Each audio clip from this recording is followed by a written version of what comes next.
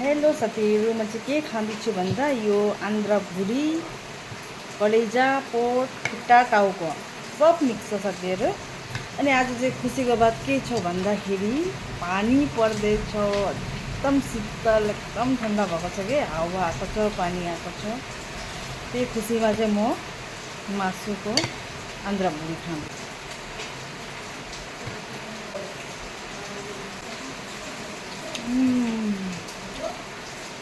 Nice. Yeah.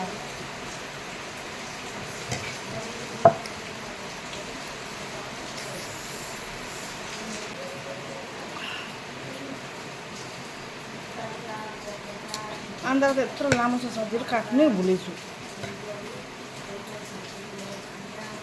या कसरी खानु अब? लो